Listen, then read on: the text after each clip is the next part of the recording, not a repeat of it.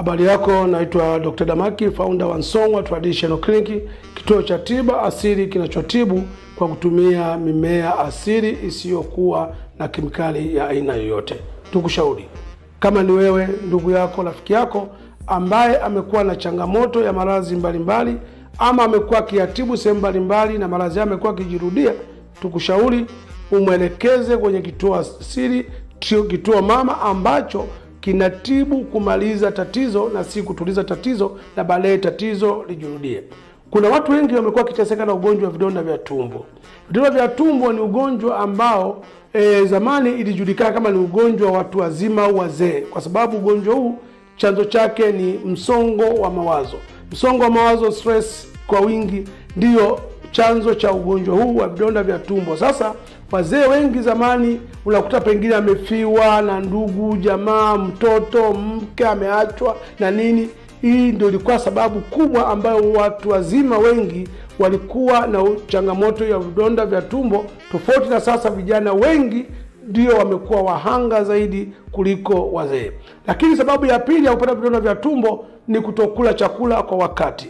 Kwa hiyo unaweza kushikilia chakula kwa wakati, aidha ubizi wa maisha na vitu vingine, inaweza ikakupelekea ukaingia kwenye hatari ya kupata vidonda vya tumbo. Kwa nini vijana sasa wamekuwa ni wahanga zaidi kuliko wazee? Vijana wengi unakuta wamesoma sana lakini hawana ajira. Sasa unakuta anaumiza vichwa sana. Unakuta kijana mwingine ambaye hakuendelea na masomo wakati mwingine, lakini aliingia mtaani akapambana kwa akili zake mwenyewe akafanikiwa katika maisha. Na baada ya kufanikiwa, wewe unaimaliza chuo unajikuta kwamba hauna uwezo wote, lakini aliishia darasa la chini zaidi ambao ulimuona pengine ni chini zaidi. Yeye ndiye ana maisha mazuri zaidi kuliko wewe. Sasa anatamani ya kuajiri wewe na ulimwacha nyuma. Sasa hali hii wakati mwingine inaleta msongo sana wa mawazo kwa vijana, na hali hiyo inaweza kuhatarisha kupata vidonda vya tumbo. Lakini nje ya hilo, vijana wengi sana wanaingia kwenye mahusiano sasa hivi wakiwa na umri mdogo. Sasa hali hii inaweza kapelekea kuna kuachana, ugomvi wa hapa na pale. Hali hii kwa sababu pia hawana ule uwezo, nguvu ya akili ya kusolve mambo kwa haraka zaidi. Kwa hiyo anapopata la janga hili la kuachwa na anayempenda, basi mtu huyu anaingia kwenye msongo wa mawazo mkubwa sana, hali ambayo inapelekea kashindwa kula chakula kwa wakati, lakini pia akawa mwenye kuwaza kupita kiasi. Hali hii inaweza ikampelekea akapata shida hii ya vidonda vya tumbo. Kwa hiyo unaona ni namna gani janga kubwa hili limeingia vijana, kwa sababu ndio wapambanaji katika maisha ya sasa, tofauti na wazee wamelizika na maisha walionayo. Kwa hiyo tunaona kwamba vidonda vya tumbo ni hatari sana. Lakini ukumbuke kwamba unapokuwa na vidonda vya tumbo vina athari nyingi sana. Labda tujifunze kidogo dalili za ugonjwa wa vidonda vya tumbo. Kuna mtu ambaye ana vidonda vya tumbo ambapo tumbo linakuwa linajaa gesi, kiungulia, maumivu ya chembe cha moyo hapa kwenye katikati hapa, au maumivu ya uti wa mgongo. Lakini pia mtu anapofanya jambo la kustusha kidogo anakimbia chooni kwenda kujisaidia. Lakini pia anapata jambo lingine pengine kumstua, tumbo linamuuma sana, linakatakata na vurugika.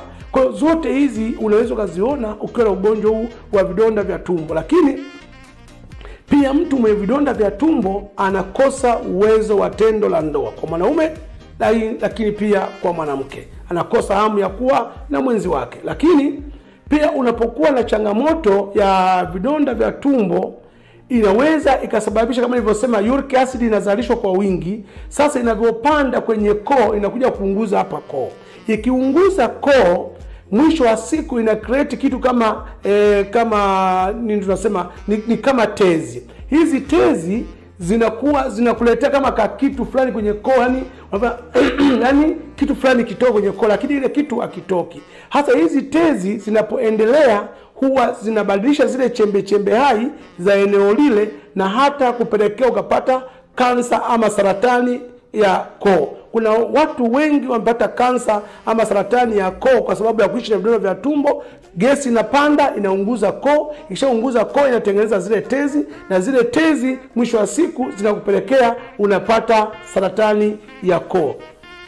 Nje ya hilo, kama nilivyosema kwamba unapokuwa na vidonda vya tumbo kuna athari nyingi, ikiwepo kupata saratani ya koo. Na unapopata saratani ya koo pia kuna dalili ambazo utazipata.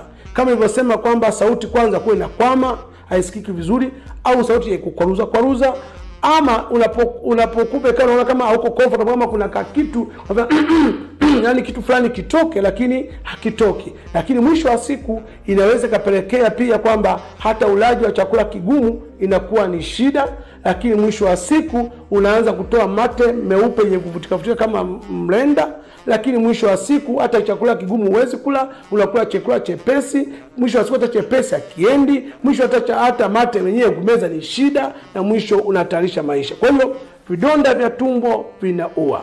Na vidonda vya tumbo pia vinavyoenda stage ya juu, unaanza kutapika, kutengeneza kichefuchefu, ama kutapika damu, lakini pia kuharisha damu.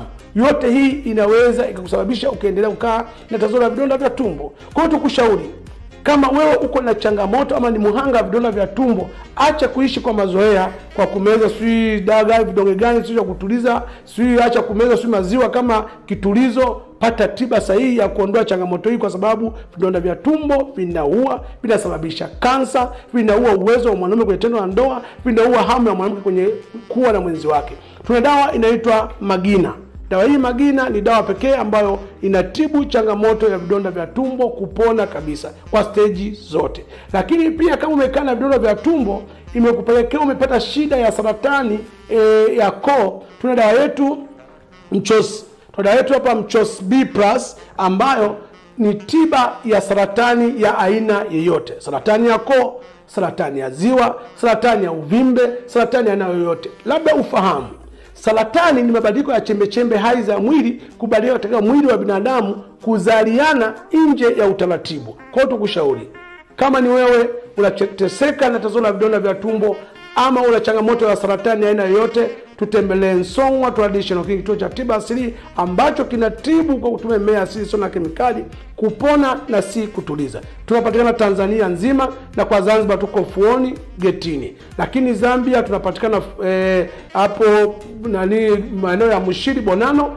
lakini pia tuko Botswana Broadest mtaa wa Tawana, lakini tupo DRC Congo, lakini pia tunatuma dawa dunia nzima. Ni kutueleza uko wapi na kutupa address yako, tutakutumia na utapokea dawa. Kwa hiyo tukushauri, tembelea kwenye mitandao ya kijamii, utaona huduma zetu na utajifunza vitu vingi. Instagram ni Song'wa Traditional, Facebook ni Song'wa Traditional Clinic, lakini pia unaweza ukaingia kwenye YouTube ukaandika Damaki TV. Kaandika Damaki TV YouTube, utatuona pale, utaenda sehemu imeandikwa videos, utaklik videos pale, utaona video nyingi zenye mafunzo na elimu katika maisha yako. Lakini pia unaweza kutembea kwenye website yetu kwa kuandika www.damakiheboclinic.co.tz. na pia unaweza kunipigia mimi mwenyewe daktari kwa moja kwa moja katika namba yangu ya mkononi 0752629252. Na sisi sio wale. Afya yako jukumu letu.